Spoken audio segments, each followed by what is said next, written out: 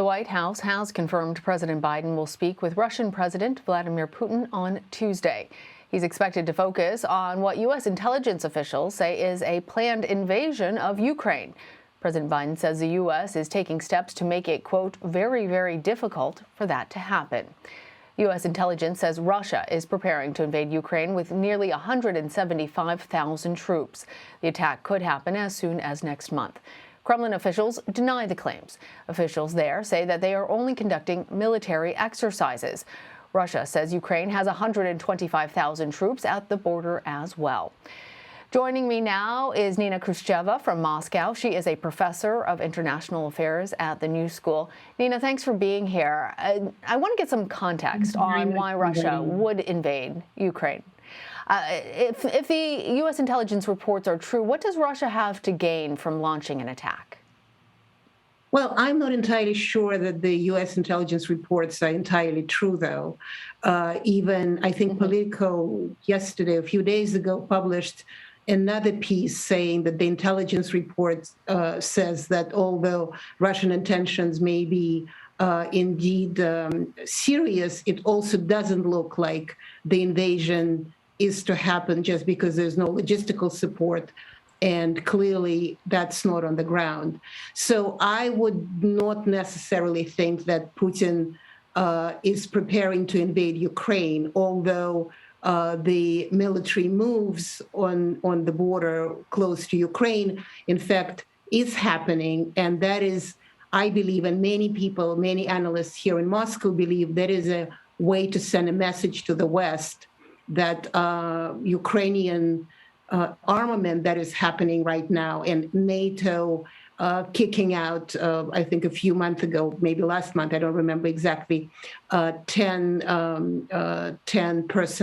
Russian personnel from the Brussels, from the Brussels headquarters, something that they need to bring attention to. And so Putin is thinking, if I'm not being heard in words, that I'm going to show that there is force that I may or may not be using.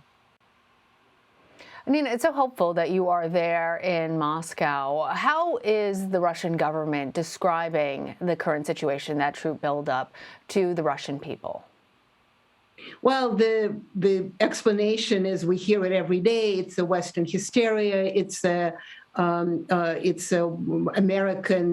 American special operation against Russia to undermine its credibility in the world, and so on and so forth. So that's how it's being described. Having said that, there is another part of the story in which, in fact, there is sort of not a preparation to invade in any way, but a conversation about how Russia would need to defend itself if it is not going to be, if its argument is not going to be recognized at all. So there's kind of two conversations going on at the same time. One is that we don't do anything, and whatever we do in our territory is none of your business. And a second is that, but if things happen, we would have to respond. So we do have to be ready at the same time. If things happen, meaning if NATO and U.S.-backed forces were to what, Nina? Well, that's it's not the NATO and U.S. forces, because the language, the language from Ukraine, from President Zelensky, has been quite, there's a lot of kind of also muscle wrestling and fatigue running around. So he walks around in military fatigues. He says we're going to be ready to take Russia on. Now we have all these weapons from the West. So there's a lot of bragging going on from the United States. I know in America we don't.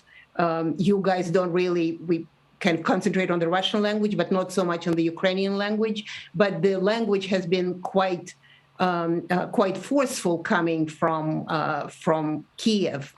And therefore, so the Russians are saying if the Ukrainians, and that has been a conversation too, because sometimes there would be kind of declarations from Zelensky saying, we're going, if push comes to shove, we're going to take Crimea, or his military people, or even his Minister of Foreign Affairs would say Ukraine actually can take Donetsk and Luhansk. These are the two breakaway republics that Russians are supporting. We can take them. So the language from Kyiv is coming is that we can take our territories from Russia. Russia is saying, well, if Ukraine is going to do this, then we would have to respond. So it's not about NATO and the United States. It's about, at least the way they're saying, it's the fear that Ukraine is not going to be is going to be a militant actor, and so Russia then would have to respond to Ukraine with the help of the United States, and Ukraine will then have a war that will involve United States and NATO. And the question from the Kremlin is United States and NATO ready for that full-blown war? You're absolutely right. In the United States, the focus is much more on Russia because Russia is a much more of a superpower than Ukraine, both by all metrics. But it's also true, I mean, that aggressor too. Right. So it's understandable. And you brought up Crimea. You brought up Crimea, and in many cases, people here in the United States are comparing Russia's troop buildup at the border to what happened just before the annexation of Crimea in 2014. So, two questions about that. Is there any possibility that is being seeded by the Russian government that more aggressive actions could follow? And let's say that an invasion does happen. What would that mean for the region? Well, I don't believe that it is. I really don't believe that that conversation. You know, I think in your previous segment, your correspondent was talking about COVID new strain hysteria. So it is being Russia is a bad guy, so it's a very convenient hysteria there too. Also, with the withdrawal from Afghanistan, the generals need something to do. So there's also something to be taken into account. I don't believe that Putin. He's not an idiot. He understands that Ukraine full invasion is really not something that he can stomach and handle. And in fact, in 2014, it would have been much easier for him to do that, and he didn't do that then either, precisely because it's just too complicated a matter to handle. And what is he going to do with a nation that hates his guts?